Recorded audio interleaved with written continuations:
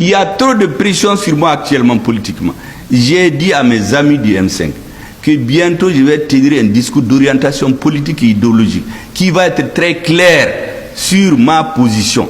Moi, je ne suis jamais dans les amalgames. Quand je ne suis pas d'accord, je le dis. Si je suis d'accord, je soutiens sans réserve. Tant que j'étais d'accord avec Ibrahim Bokar Keïta, je le soutenais. Quand je n'étais pas d'accord, j'ai vu qu'on les a trompés, ne bora fait. Mais j'ai gardé de respect pour lui. Le jour où on l'a renversé, quand les militaires l'ont arrêté, mais il y a des hommes politiques qui pensaient qu'on allait même les tuer.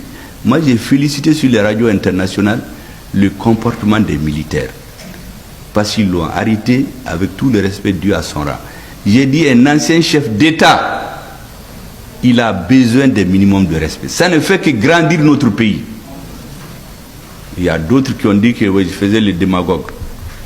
Quelqu'un qui est tombé, pourquoi je parle ça de lui? Je dis, c'est ma conviction. Bien, c'est la même chose.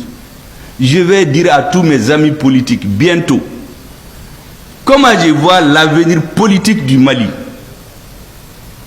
Là-dedans, il y aura à boire à manger, il y en a qui vont critiquer, il y en a qui vont insulter. Mais ça, c'est ma conviction. Parce que nous allons tous partir dans quelques années. Tous ceux qui sont dans les combinaisons aujourd'hui, la seule chose qui va rester, c'est le Mali. Et comme je vous l'ai dit, je voudrais qu'à la fin de la transition, ou dans quelques années, chaque Malien se dise, les hommes de la transition, Assimi Goïta et ses hommes, ils ont fait ce qu'ils peuvent. Ce qu'ils n'ont pas pu faire à la Kodo, nous on ne peut rien leur reprocher. Et ils nous ont dit la vérité. Ils n'ont rien caché, ils ont fait ce qu'ils peuvent. Ce qu'ils ne peuvent pas à la Kodo. Non, personnellement, je pense que c'est ça le succès politique. Mais être là, changer de veste, avoir peur, se coller aux gens pour avoir des places, de l'argent, moi je ne suis pas dans ça. Et c'est important qu'un gouvernement qui vient comme le nôtre, sous la direction du président de la transition, nous résolvons les problèmes des citoyens. C'est ça la politique. C'est résoudre les problèmes des citoyens. Ce qui vous réunit aujourd'hui, si vous résolvez ou vous apportez un début de réponse aux problèmes des jeunes, des femmes, des handicapés qui font 80 à 90% de notre population, cette politique, elle est bonne fondamentalement. On aura fait de la politique au bon sens du terme. C'est pourquoi, mesdames, messieurs, tout en vous souhaitant bon retour dans vos services respectifs, je déclare close la cérémonie de plaidoyer de haut niveau pour l'accès au marché public des femmes, des jeunes et des personnes vivant avec le handicap. Que Dieu vous bénisse. Ici à Bamako, le M5 RFP a tenu hier un meeting d'information au CICB sous la présidence de Dr Shogel Kokala Maïga, président du comité stratégique du mouvement. Au cours de ce meeting, des propos et des accusations ont été tenus à l'encontre des autorités de la transition. Ainsi, dans des communiqués déposés à notre rédaction, l'Alliance pour la refondation du Mali, AREMA, le mouvement pour la résistance citoyenne MRC, l'Alliance malitanienne, le parti Palima, expriment leur désapprobation et condamnent les propos du président du comité stratégique du M5 RFP. Ils demandent aux autorités de prendre toutes les mesures idoines pour mettre fin à cette cabale contre la transition.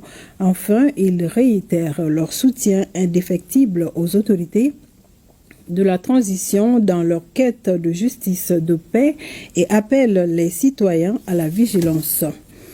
Aussi, dans un communiqué, le parti Djekabara condamne avec la dernière énergie les propos de M. Shogel Kokala Maïga qui sont de nature à mettre à mal la stabilité du pays et fragiliser l'unité nationale. Par conséquent, le parti Djekabara, fidèle à son engagement pour la réussite de la transition, réaffirme son attachement sans réserve au principe d'unité, de justice et d'inclusion indispensable à la reconstruction du Mali nouveau, Malikoura. Aussi, le parti Djekabara invite l'ensemble des forces vives du pays, partis politiques, associations et mouvements à soutenir les idéaux de la transition. Et nous poursuivons la page AUS à Ouagadougou. Les rideaux sont tombés sur la 19e édition de la Semaine du numérique. La rencontre a servi de cadre pour les acteurs du numérique d'examiner et analyser l'écosystème numérique des États membres de l'AES. Il s'agit surtout de faire de la finance digitale un levier du développement économique et social. Au cours de la soirée de clôture, le Mali, pays invité spécial, a reçu des distinctions honorifiques. Nos envoyés spéciaux à Ouagadougou, Tamsir Diabaté, Barakou Maïga. Ouagadougou pendant... La team, vous venez d'écouter ici Choguel Kokala Maïga. Moi je dis encore une fois, j'ai peur tout de suite d'avancer des paroles comme ça en l'air. Parce que jusqu'à preuve de contraire, il y a peut-être une stratégie derrière. Il y a politiquement peut-être quelque chose que ces gens sont en train de faire pour connaître les vrais ennemis de la nation. Parce que jusqu'à preuve de contraire, il est toujours le premier ministre d'Assimi Goïta. Ce qui veut dire que Assimi Goïta n'a pas de problème avec lui.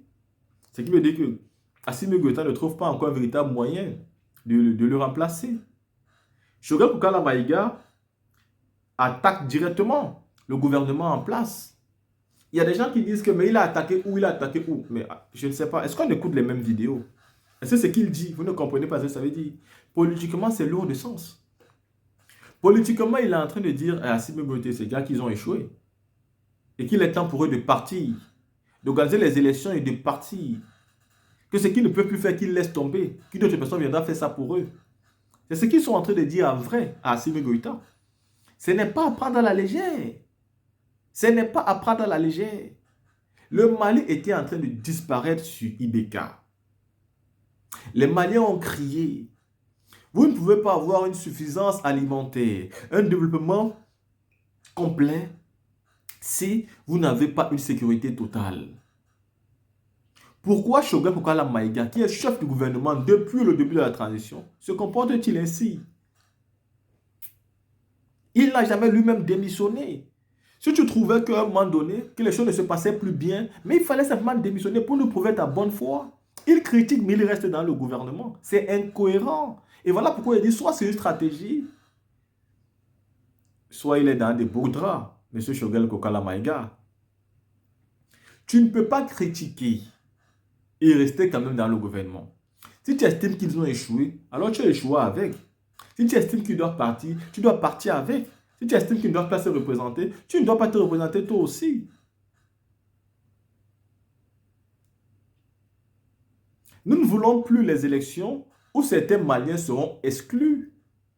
Nous voulons qu'aux prochaines élections présidentielles du Mali, que tous les Maliens de n'importe quel bord participent, peu importe où ils se trouvent, dans tous les villages qui existent, que chacun participe, que le choix du président émane de la grande majorité du peuple malien pour que le président qui en sortira soit légitime et prend les décisions qui vont satisfaire le peuple, pas une minorité.